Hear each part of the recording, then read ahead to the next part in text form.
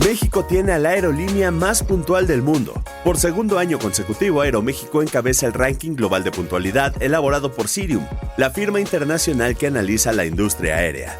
En 2025 operó cerca de 200,000 vuelos y más del 90% aterrizaron a tiempo. Un reconocimiento al trabajo de miles de personas que hacen que todos los días los vuelos despeguen y aterricen cuando deben. Porque para Aeroméxico, la puntualidad no es discurso, es compromiso. Lo que hay que saber. Expansión Daily. Los contribuyentes deben al SAT 3 billones de pesos, pero pelean más de 60% en tribunales. La electricidad enfría la inflación a 3.94%, pero la subyacente sigue arriba de 4% y Moody's estima 768,000 visitantes al Mundial, muy por debajo de la cifra oficial. Es miércoles 10 de junio, yo soy Puri Lucena y esto es Expansión Daily. Expansión Daily. Toda la información en voz de los editores de Expansión. Expansión Daily. Lo que hay que saber. Bienvenidas y bienvenidos a un episodio más de Expansión Daily. Recuerda suscribirte y compartir este podcast para que más gente esté bien informada. Hoy está conmigo Rosalía Lara, editora de Inteligencia y de ESG en Expansión. ¿Cómo estás, Rosalía? Hola, Puri. Muy bien. Ya mitad de semana que ya sabe a fiesta. Mitad de semana y a un día del Mundial, pero bueno, no nos vamos a adelantar porque de eso vamos a hablar en unos minutitos. Primero vamos a hablar de dineros y del SAT, porque los créditos fiscales de los contribuyentes con el SAT ascendieron a 3.1 billones con B de pesos al cierre de marzo, de los que 2 billones, que representan el 63% del total, cuentan con un medio de defensa por parte de los contribuyentes. Para que nos hagamos una idea, porque cuando nos ponemos con estas cifras tan altas, a veces cuesta un poquito tener la magnitud, ¿no?, de cuánto representa. La cifra en disputa equivale a 1.3 veces el déficit fiscal proyectado para este año, que está estimado en 1.5 billones de pesos, que es el faltante de dinero público entre los ingresos y el gasto del erario compensado con deuda, y también es suficiente para pagar 3.8 veces el presupuesto esperado para el programa de pensión para el bienestar de las personas adultas mayores, y el equivalente a todos los ingresos que llegaron a las arcas por la recaudación de los impuestos ISR, IVA y EPS a autos nuevos y por importación en el periodo de enero a abril de 2026, Rosalía. Sí, parece muchísimo dinero, pero creo que es importante aclarar que es un crédito fiscal. Y el crédito fiscal básicamente son las deudas que tienen los contribuyentes con el SAT, ¿no? Le llaman crédito fiscal, pareciera que es un préstamo, pero no, en realidad son las deudas que se le debe. Lo que pasa aquí es que como los contribuyentes no están de acuerdo con pagar eso, empiezan un proceso legal para justo no pagarlo o pagar menos o demás. Entonces es dinero que todavía no lo tiene el SAT. Sí, aquí ya sabemos, ¿no? Esta jerga luego que utilizamos mucho, que se utiliza mucho en el ambiente fiscal. Así, sí, pero yo creo que más vale aclarar esa parte. También hay que decir que, de acuerdo con la Secretaría de Hacienda, es el monto más alto de créditos fiscales desde 2018, o sea, en 8 años. Y esto muestra también cómo justo los contribuyentes cada vez se defienden más, digamos, con lo que les diga el SAT, ¿no? O sea, no es como que el SAT te requiera algo y luego lo pagues, sino empiezan a interponer este tipo de defensas legales para dejar de pagar o pagar menos impuestos. Sí, a ver, esta parte de todo el énfasis que ha hecho el SAT en cumplimiento, creo que también ha dado como resultado unos contribuyentes más informados, ¿no? Con más conocimiento de cómo pueden hacer cierto tipo de trámites y que al final pues tiene como consecuencia, ¿no?, esta parte de que, como dices, más contribuyentes estén reclamando o cuando no están de acuerdo con algo que señala el SAT. A ver, eso sí, la autoridad mantiene el porcentaje de juicios ganados en última instancia con 79%, pero con más porcentaje de juicios perdidos al pasar de poco más del 17% a cerca del 20% del primer trimestre del año pasado al mismo periodo de este año. Es decir, mantienen el juicio, al ser un número mayor, pues mantienen el número de juicios ganados, pero aumenta el porcentaje de perdidos. Así que habrá que ir viendo cómo va evolucionando esto. Creo que también es algo bueno, ¿no? La parte de esto que ya comentábamos, de cómo los contribuyentes están cada vez pues más conscientes de cuáles son también los procesos que pueden tomar con el SAT. Creo que también es importante esto de perderle miedo, ¿no?, a la autoridad fiscal y de ver también cómo pueden ir mejorando los procesos. Y Ros, otra cosa que parece que va mejorando, aunque bueno, habrá que ir viendo cómo se comporta en junio, es la inflación, que en México registró en mayo, el mes pasado, pues una caída hasta el 3.94, aunque la subyacente resiste arriba de 4%. Esto ha sido impulsado sobre todo por factores estacionales y la caída de precios más volátiles y de tarifas autorizadas por el gobierno. O sea, ¿de qué estamos hablando? Bueno, pues electricidad, verduras han impulsado a la baja la inflación. El Índice Nacional de Precios al Consumidor, como decíamos, registró una variación anual de 3.94% en mayo, por debajo del 4.42% de un año antes. Y esto está dentro del intervalo objetivo de Banxico, que, recordemos, es de 3% más o menos un punto porcentual. Y también los precios retrocedieron 0.21% en términos mensuales. Y a ver, es cierto, el dato es mejor incluso de lo que esperaban los mercados, ¿no? De hecho, la encuesta de expectativas de Citi ya esperaba una inflación de 4.04%, entonces sí tenemos un dato mucho mejor, pero ya lo comentabas al principio, no hay que irnos simplemente con el dato de estamos dentro del objetivo de Banxico, sino hay que ver el tema de la inflación subyacente. ¿Qué es la inflación subyacente? Pues quitamos todos los precios volátiles, energía, alimentos, petróleo. Y esta inflación subyacente es la que realmente Banxico toma en cuenta al momento de hacer su política monetaria. Entonces, esta inflación subyacente todavía no está en el objetivo y se espera que siga subiendo. De hecho, en la parte de servicios, que es uno de los rubros más vigilados por Banxico, la inflación anual fue de 4.57 y alimentos, bebidas y tabaco procesado subieron 5.13%, o sea, de hecho bastante lejos del rango objetivo. Sí, como decíamos, ¿no? La principal razón de esta desaceleración inflacionaria fue el componente no subyacente, que cayó 1.65% mensual.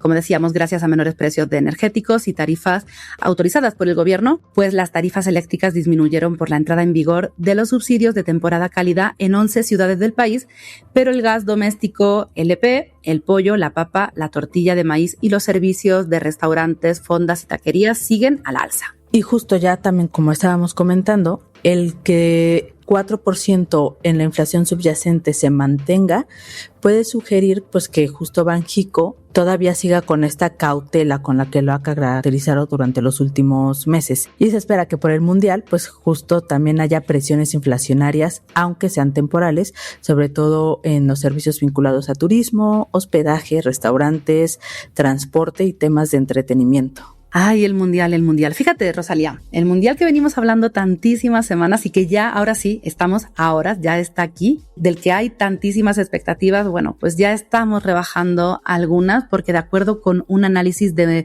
Moody's Local México, el torneo va a generar beneficios para sectores como turismo, restaurantes, hoteles, aerolíneas, medios de comunicación y banca, pero el efecto sobre la economía nacional será mucho más moderado de lo que sugieren algunas estimaciones oficiales. Lo que señala la consultora es que la estimación es que 768,000 personas visiten las 3 sedes mexicanas del torneo, Ciudad de México, Guadalajara y Monterrey. Para los despistados, no sé si haya ya despistados que no sepan en qué ciudades se va a celebrar el Mundial, pero bueno, esta es la previsión que tiene Moody's. De estos 768,000, 521,000 serían turistas nacionales y 247,000 extranjeros. Y hay todavía un escenario más conservador, y es que la cifra podría reducirse a 674,000 visitantes. Esto está muy alejado de las cifras oficiales y de las cifras de la Secretaría de Turismo. Sí, ellos estaban bastante optimistas. Y se estimaba en noviembre de 2025, hace unos cuantos meses, que México iba a recibir 5.5 millones de visitantes, o sea, bastante debajo de las estimaciones. Según el estudio de la calificadora, esta baja, estas nuevas perspectivas, se debe a varios temas de los que ya también se ha platicado aquí. El precio de los boletos son 3 veces más caros que Qatar 2022. Eso pues obviamente va a limitar la asistencia de las personas. Además, el costo de trasladarse entre las diferentes ciudades, recordemos que pues es Estados Unidos, Canadá y México, y la política migratoria que es más restrictiva en Estados Unidos, que concentra 78 de los 104 partidos del campeonato. Además, muchos de los encuentros programados en México pues no van a tener como las selecciones más atractivas para ir a verlos, ¿no? Lo que también reduce pues el potencial de que vengan más turistas al país. ¿Y esto en qué se traduce? Bueno, pues Moody's calcula una derrama económica directa asociada al turismo de 1.030 millones de dólares en su escenario base, aunque hay una proyección igual también más conservadora de 730 millones de dólares. A ver, cuando hablamos de la llegada de turistas y hablamos de estas cifras de millones que dice o que señalaba la Sectur, hay que tener en cuenta que ahí entran tanto el movimiento de turistas nacionales, que también generan derrama vinculada al torneo, como internacionales, ¿no? Y que siempre se ha comentado que en este caso, en el caso de México, iba a ser más amplio el porcentaje de turistas nacionales que el de internacionales, ¿no? Pero bueno, como decíamos, aún así, la cifra, la brecha entre una y otra es muy alta. De nuevo, como decíamos y como es evidente en un evento de estas características, pues los beneficiarios serían los hoteles, las plataformas de hospedaje, los restaurantes, los centros de entretenimiento, aerolíneas, empresas de transporte y grupos aeroportuarios que cobran la tarifa del uso de aeropuerto, la TUA. Y también el torneo suele impulsar el consumo interno en bares y restaurantes. Al final también la gente compra más televisores, compra más refrescos o botanas o cervezas para ver en casa. También aumenta la audiencia en las cadenas de radio y televisión. Y esto al final, bueno, pues también puede llevar a un encarecimiento de los espacios publicitarios. O sea, esto es como todo lo que puede ir moviendo el mundial de forma más directa. Y por eso también hablábamos de este efecto que se va a tener en la inflación, ¿no? Porque estamos viendo todo lo que se va a generar. Además, a ver, también no es nada más un tema de que vayan a subir los precios y demás, sino que también esto, al final de cuentas, sí tiene un efecto en la economía. La firma pues estima que este tema del mundial va a aportar 0.13% al crecimiento del PIB en México en 2026. Aunque también hay que ver que se considera que los gobiernos locales pues no van a ver como un cambio muy significativo en sus finanzas, ¿no? Porque al final de cuentas bien van a recaudar más impuestos, pero esos impuestos se van a ir en gastos de seguridad durante el evento, ya vimos temas de infraestructura y demás cosas. Sí, este jarro de agua fría del porcentaje del PIB ya lo habíamos asentado, ya no nos pilla tanto de sorpresa, pero bueno, al final son números también que calman un poco, ¿no?, las expectativas. Oye, pero las expectativas que no están calmadas es qué va a pasar mañana con un montón de oficinas, home office, no home office. Bueno, pues la presidenta Claudia Sheinbaum ordenó que las dependencias y entidades de la Administración Pública Federal suspendieran las actividades presenciales, que se opere bajo la modalidad de teletrabajo mañana, el próximo 11 de junio, para reducir la movilidad en la Ciudad de México durante la inauguración del Mundial. Y también, esto es para el sector público, pero ¿qué pasa con el sector privado? También lo exhortó a que, bueno, pues las labores se realicen bajo este esquema de home office, aunque bueno, no es obligatorio, pero sí que hizo como este llamado, ¿no? Sí, y también hay que recordar que ya también se tenía contemplada la suspensión de las clases en las escuelas, tanto públicas como privadas. Entonces, básicamente lo que se está llamando es, vamos a quedarnos en casa para facilitar la movilidad. Sí, porque además, a ver, en la otra cara del Mundial es las protestas que estamos viviendo. La Coordinadora Nacional de Trabajadores de la Educación, la CENTE, sigue con su protesta en la Ciudad de México y ya llevan 9 días. Ayer los maestros marcharon sobre la avenida Tlalpan rumbo al Estadio Ciudad de México. La Secretaría de Seguridad Capitalina desplegó un operativo con decenas de policías y hasta bloques de concreto para impedir el avance de los docentes. Sí, a ver, creo que la CENTE ya ha venido desde hace algunos meses con este tema que se ha agudizado en los últimos días y bueno, por el momento no hay una comunicación con las autoridades ni tampoco una fecha para retomar las mesas de trabajo. Los docentes ya han estado diciendo que si no va a haber respuestas concretas, pues seguramente van a intensificar las protestas y podrían estar boicoteando el Mundial. Sí, este tema es complejo porque ya hemos venido informando de ello en los últimos días del Daily. ¿Cuál es la postura de las autoridades? ¿Qué va a suponer incluso, ¿no?, en términos de arcas públicas, de los recursos públicos, el caso, ¿no?, de que las autoridades decidieran decir sí a estas demandas, más bien por qué están diciendo que no a estas demandas? Así que bueno, pues esto es una complejidad a la que se suma una, bueno, pues que ya veníamos previendo precisamente por las fechas en las que se celebra el torneo, y es el tema del mal clima. las lluvias, porque estamos en temporada de lluvias y de acuerdo con el Servicio Meteorológico Nacional, este jueves va a haber precipitaciones fuertes en la capital del país que van a estar acompañadas además de descargas eléctricas. Y estas lluvias, bueno, pues ya sabemos cómo se pone la ciudad, pueden generar encharcamientos, incremento en los niveles de ríos, arroyos, deslaves e inundaciones y reducción de visibilidad. Así que bueno, por un lado, esta parte del home office también viene bien para evitar desplazamientos en este entorno que siempre, bueno, pues las condiciones climáticas generan también, ¿no? Pues peligros adicionales en las vías. Entonces, bueno, habrá que ver cómo se vive mañana el Mundial. ¿Tú cómo te encuentras? ¿Ya estás con este cosquilleo? Yo ya estoy emocionadísima desde hace una semana, queriendo adquirir el álbum. Me negaron el adquirirlo. En casa me dijeron, por favor, no. Pero yo ya estoy puestísima para ver la mayor cantidad de partidos posible. Bueno, espero que tengas tu Excel y tus cositas. Yo la verdad que no sé cuántos veré. Tengo algunos marcados así, pero luego al final no sé. Pero avanzando un poco, porque a ver, no todo es mundial. Y queremos también hablar de algo que no solemos tampoco tocar tanto, pero que sí es importante en un país como México, donde la mayor parte de las empresas son familiares. Y es que las charlas en estos negocios suelen centrarse en la sucesión, en el patrimonio, en los resultados financieros, pero ojo, porque la mayoría de las organizaciones familiares fracasan porque postergan conversaciones incómodas sobre poder, mérito, liderazgo y reglas de convivencia. Vaya que nos cuesta, no solamente a las empresas familiares, sino a todos, mantener conversaciones difíciles. Bueno, sí, creo que a todos nos cuesta, pero creo que es interesante lo que comenta Jorge Paoli, que es el CEO de Diestra Hoteles y autor de Cuidar lo Común. Él explica que justo la empresa en una primera generación funciona porque hay como más este tema de confianza, hay más cercanía. El problema es que después se necesitan estas reglas para tener mejores decisiones, responsabilidades y también ir limando o navegando entre las diferencias que obviamente tenemos todas las familias. Sí, es que creo que al final esto se puede como extrapolar mucho, claro, sin la generación de ingresos, pero bueno, se puede buscar incluso como cuál es el equivalente a nuestro día a día, ¿no? Porque, a ver, una empresa familiar funciona como un laboratorio social, dice el autor, porque mezcla dos planos difíciles de separar: la rentabilidad, la operación y el crecimiento, y por el otro lado, pues los afectos, las rivalidades y las historias familiares que influyen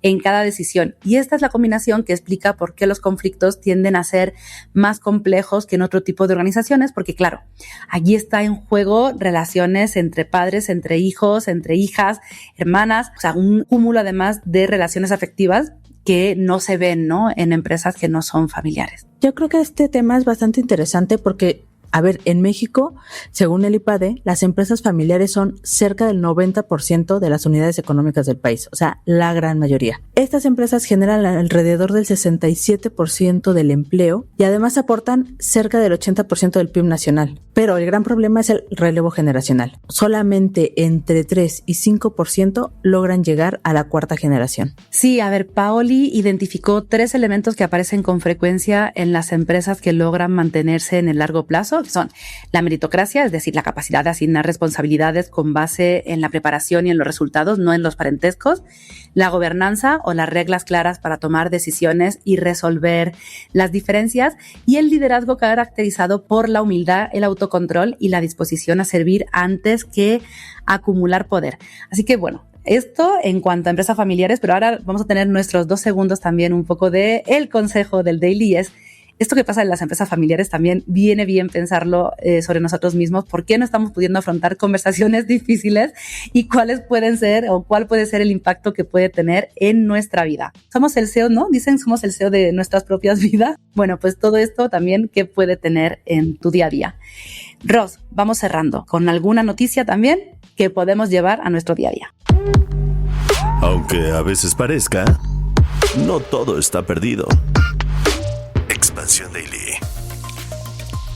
Porque Grupo Presidente, la cadena hotelera, logró cerrar 2025 con un aumento de 5% en su ocupación y una reducción de 13% en el consumo de agua asociado a su operación sin que haya hecho la empresa una inversión de gran escala ni implementado una tecnología pues así súper disruptiva, porque su estrategia se apoyó, Rosalía, principalmente en acciones operativas que se pueden replicar en nuestra casa. A ver, y esta nota es tuya, así que cuéntanos. Yo creo que este es un gran ejemplo de cómo con pequeñas acciones se pueden tener grandes cambios. Recordemos que Grupo Presidente es una de las empresas hoteleras más grandes del país y es impresionante cómo logras reducir tu consumo de agua por habitación cuando tienes más habitaciones llenas.